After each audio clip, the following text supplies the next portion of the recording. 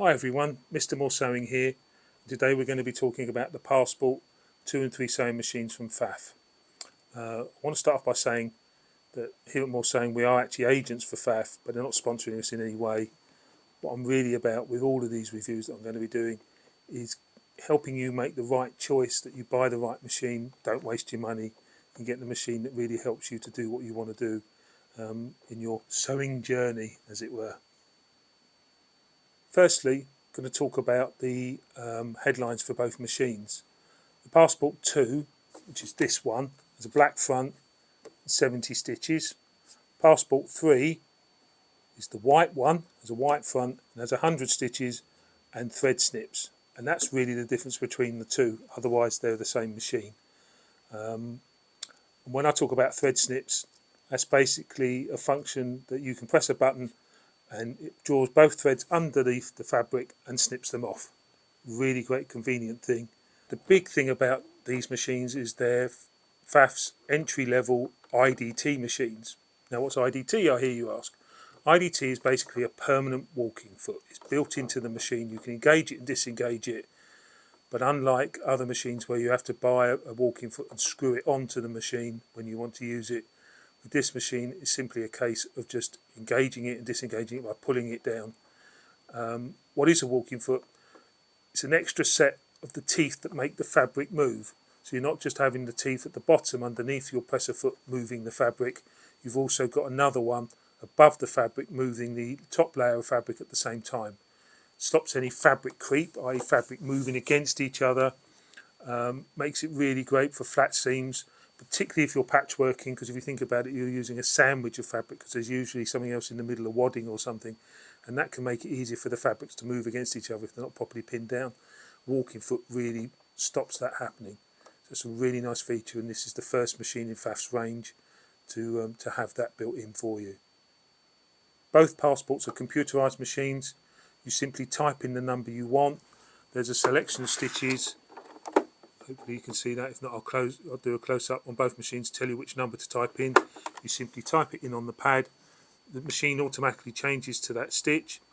It sets what it thinks it should be, the optimum length and width of the stitch, which you can adjust, and off you go. There's an information button on the front. You press that, it tells you which foot to use. So that's a nice little touch. Again, as in common with some other computerized machines, you have the ability to stitch off, which means you don't need to hit the reverse button to catch your threads at the end of your sewing. You just press that button and it just moves the fabric slightly and it stitches in the same place 3 times. Gives you a really neat little tie off, particularly with the Passport 3, because then it cuts the threads as well. So that's quite a nice touch. The Passports also come with a start-stop button, which means you don't have to use the foot pedal. You can just press the start button to start and press it again to stop. It's really nice, particularly if you've got your hands full or if there's for some reason why you don't want to or can't use a pedal. What's nice about this machine, which is not common with a lot of other computerized machines, is you can leave the foot pedal plugged in. On other machines, you can't do both. If you try to press the start-stop button when the foot pedal is plugged in, the machine will tell you. On this machine, it doesn't matter.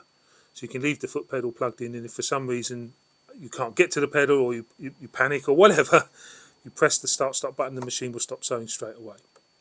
There's also an overall speed control, which sets the speed if you're using the foot pedal or the start-stop button. So if you lack confidence when you first start sewing with a machine like this, you can set the speed quite low and then just build it up and up and up until you get to the faster speeds. It doesn't matter how hard you press the foot pedal down, for example. If you've only got the speed control at a lower setting, that's as fast as it will go. It won't go any faster. There's also a button that you can press that means that the needle will stop down in the fabric when you next stop sewing, and it will do that until you press that button again, until you turn the machine on and off again. And that's really nice if you're pivoting the fabric or need to turn or need to lift the presser foot just to look at where you are. And it means that you can't move the fabric accidentally and get those little jiggly stitches that you get. So yeah, it's quite a nice feature. As is quite common now, both machines also have a needle threader, which is basically a tiny little hook that passes through the eye of the needle and pulls the thread back. Can take a little bit of getting used to, but believe me, once you've got used to it, you'll wonder how you ever threaded a needle before. And also, again, as in common with a lot of computerised machines, both machines have a one-step buttonhole, and what that means is there's a special foot. You can put the button in the foot and it knows how big to make the buttonhole. You press the start button and it stitches all 4 elements of a buttonhole for you. So that's the difference between a one-step buttonhole machine and the mechanical machines, which tend to be 4-step buttonholes. So anyway, enough about the features. What's it actually like to sew with? Truthfully, it's a great machine. Really great quality stitches. The IDT is really nice to give you good seams, good flat seams, stop any creep when you're working with shiny fabrics or layers of fabrics. Both machines have all of the key stitches that you really want. I mean, you can see machines that have hundreds of stitches on. You're never going to get around to using all of those, but these have the essential ones and they're really nice and they do the job well. We're really happy with them. This machine is one of the machines we use in our classes, and it gets a lot of abuse from people who are really very experienced or have never touched the sewing machine before. And apart from the fact that I need to service it possibly more regularly than would otherwise be the case, it's never gone wrong. We've got 3 or 4 of these and they've never gone wrong, and we've had them for years. So I can attest to the quality of these machines. It's one of the reasons why we like selling Pfaffs. In terms of what's not so good, not much really. There's a couple of things. First of all, if you've built up a collection of feet from other machines, Singers and Genomis for example, you can't really use them on this Pfaff machine. You'll have to change them out because there needs to be a slot in the back of the foot to allow the IDT. So you've invested a lot of time and money in building a collection of feet. Yeah, you might have to think about what you're going to do with those. But once you've got round to using the IDT and you can see what it can do, I don't think you'll miss them a great deal.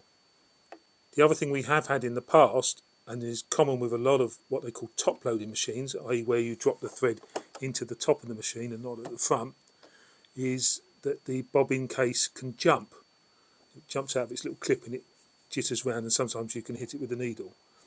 Now, interestingly enough, the latest versions of these machines that we've seen, Pfaff have addressed that. They've put a little clip in the needle plate that screws down there and holds the bobbin case in place. It stops the bobbin case from jumping. So actually, if you buy a new one, it shouldn't be an issue.